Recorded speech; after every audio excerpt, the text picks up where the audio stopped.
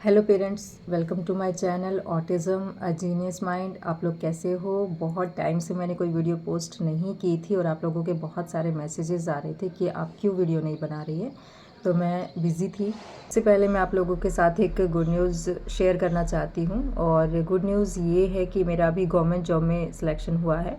हरियाणा में लेक्चरर की जो पोस्ट है उस पर मेरा सिलेक्शन हुआ है और 4-5 महीने से आई थिंक मैं उसी में उलझी हुई थी और फाइनली अभी रिज़ल्ट आ चुका है और मेरा उसमें सिलेक्शन हो गया है। मैं बहुत खुश भी हूँ कि मेरा टीचिंग लाइन में सिलेक्शन हुआ है, क्योंकि मैं वैसे भी स्पेशल बच्चों के लिए कोशिश कर रही हूँ। एक छोटी सी कोशिश मैंने यहाँ से स्टार्ट की थी यूट्यूब के ज़रिए कि मैं ऑटिज़म के लिए काम कर पाऊँ।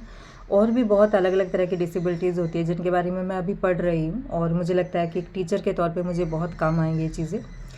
तो आज का वीडियो शुरू करते हैं। और आप लोगों के बहुत सारे क्वेश्चंस आए हुए हैं, काफ़ी सारे नए लोग भी चैनल से जुड़े हैं और उन्होंने विराज के बारे में काफ़ी सारे सवाल पूछे हैं।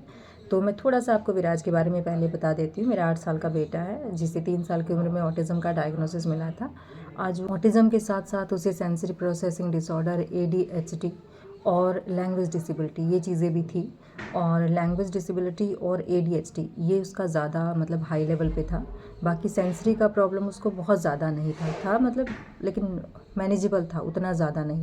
एक सवाल ये भी पूछा है कि उसकी थेरेपी कौन कौन सी हुई है। तो जब उसका ऑटिज़म का डायग्नोसिस मिला था उसी समय हमने उसकी थेरेपी स्टार्ट कर दी थी। उसकी स्पीच थेरेपी और बिहेवियर थेरेपी हमने शुरू कर दी थी। आई थिंक 4-5 महीने ही वो थेरेपी हुई थी। उसके बाद कोविड आ गया था और कोविड के बाद फिर उसकी थेरेपी रुक गई थी।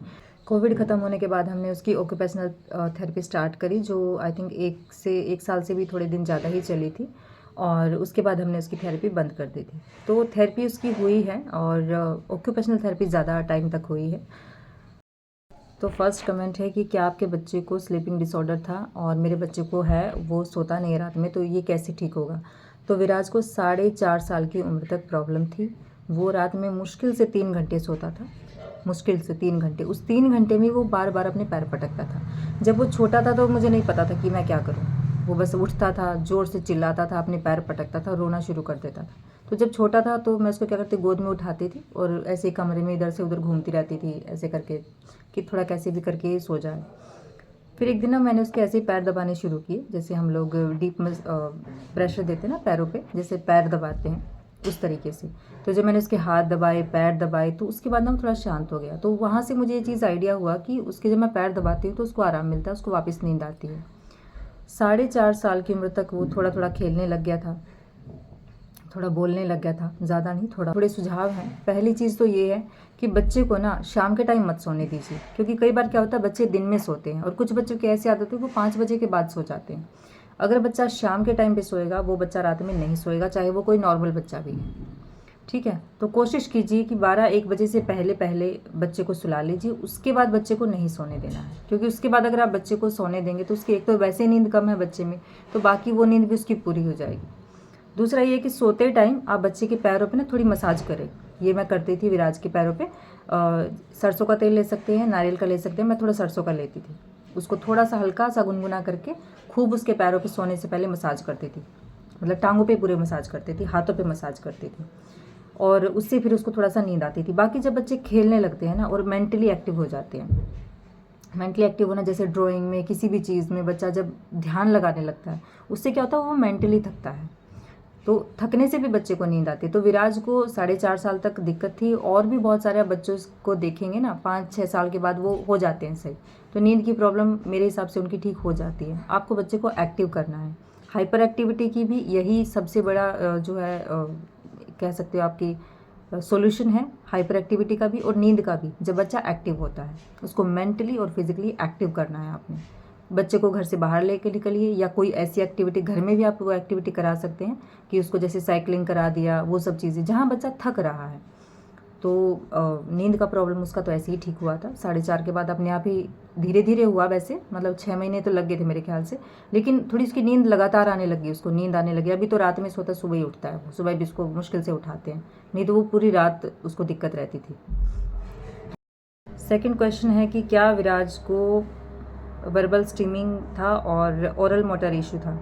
तो ओरल मोटर इशू में उसको थोड़ी दिक्कत हुई थी, एक बार उसके मुँह से पानी गिरना शुरू हो गया था, तो वो ही आया था सबसे ज़्यादा भयानक वाला, तो जो मैं कह सकती हूँ 2-3 महीने उसको इतना पानी गिरा था मुँह से, जिसको हम लार टाइप बोलते हैं।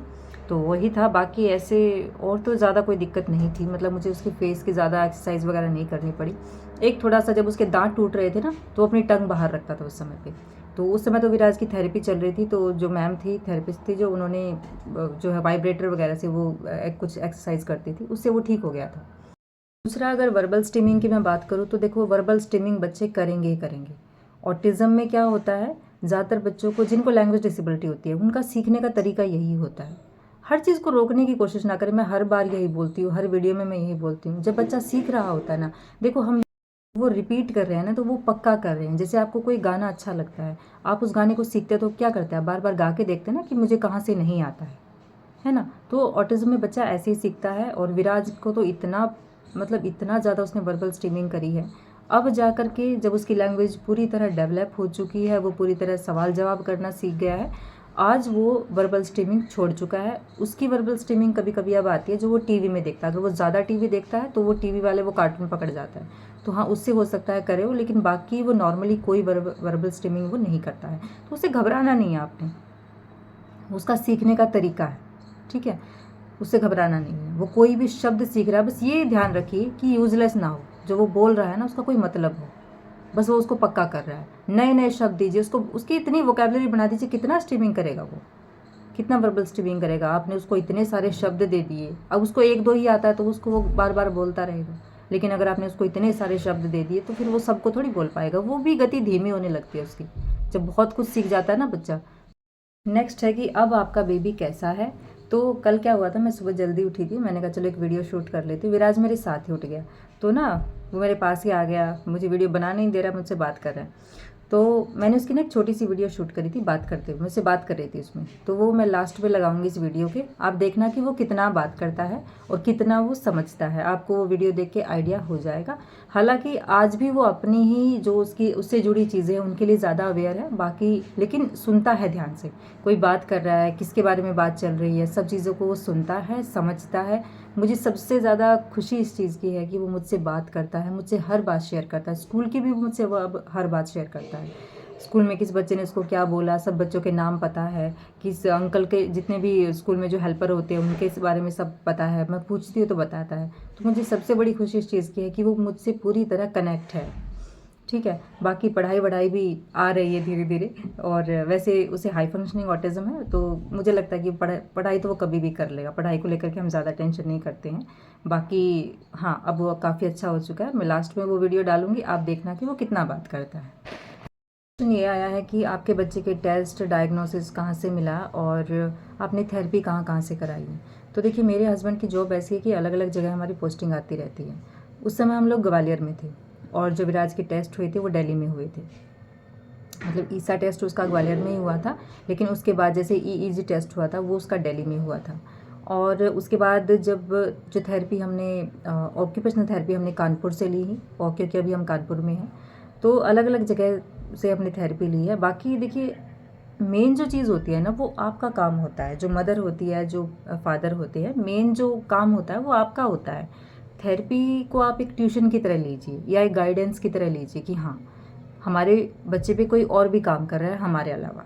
और एक इस चीज़ का भी ध्यान रखिए कि सिर्फ पढ़ाई को अहमियत ना दें। आप अपने बच्चे की प्रोग्रेस को ना सिर्फ पढ़ाई के नज़रिए से मत देखिए, क्योंकि ज़्यादातर पेरेंट को मैं देखती हूँ, उनके बच्चे स्कूल जा रहे हैं ना, तो वो सिर्फ पढ़ाई पे उनका पूरा फोकस है।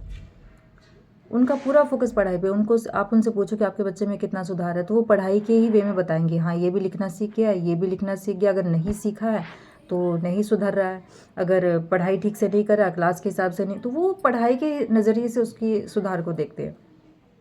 जब आपका बच्चा स्पेशल है ना और इतने सारे चैलेंज उसको हैं, तो आप पढ़ाई को तो मानिए कि बस ये भी एक पार्ट है। जो मेरा बच्चा सीख रहा है ना, ये एक पार्ट है उसमें, उसके जो पर्सनैलिटी है उसके डेवलपमेंट में। पढ़ाई को अलग से मत देखिए। अगर आपका बच्चा बैठना सीख रहा है, अगर आपके बच्चे के बिहेवियर सुधर रहे हैं, अगर उसकी समझ बढ़ रही है, तो ये सारी ही चीज़ें, इनको बराबर मान के चलिए। सिर्फ पढ़ाई के हिसाब से बच्चे को मत देखिए।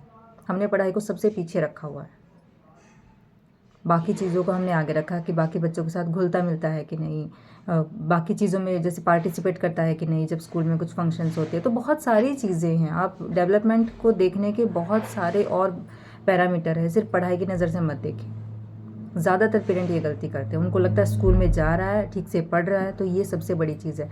अगर उसकी बाकी चीज़ें डेवलप नहीं होंगी ना, तो पढ़ाई भी मान लो फिर वो रट ही रहा है, और उस रटने का कोई फ़ायदा नहीं है।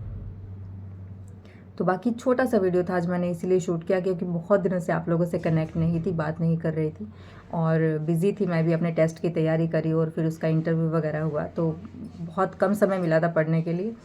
तो चलो, आज का वीडियो इतना ही था। लास्ट में मैं विराज की वीडियो डाल रही हूँ, आप देखना कि आपको कितना लगता है कि वो कितना सही हो चुका है। Thank you. तुम इतना जल्दी क्यों उठ गए? इतना जल्दी क्यों उठ गए? तुम्हें आज स्कूल जाना है? नहीं जाना? क्या दिन आज? छुट्टी। दिन क्या है आज? छुट्टी। अरे दिन क्या है? डे। संडे। संडे। और कितनी तारीख आज? 1 है? हाँ। अच्छा, कौन सा मंथ है ये? दिसंबर। दिसंबर। ओके, दिसंबर लास्ट होता है। हाँ। अरे कैसा कैसा मुंह बना रहे हो तुम, अजीब अजीब सा। बड़ा मजा आता है तुम्हें कैमरा देख के। देखो देखो, वाह। चिपक जाएगा तुम्हारा मुंह ऐसे ही। नहीं चिपक जाएगा। तो ऐसे क्यों कर रहे हो, टेढ़ा मेढ़ा? क्या तुम अच्छे दिख रहे हो? क्या तुम गंदे दिख रहे हो?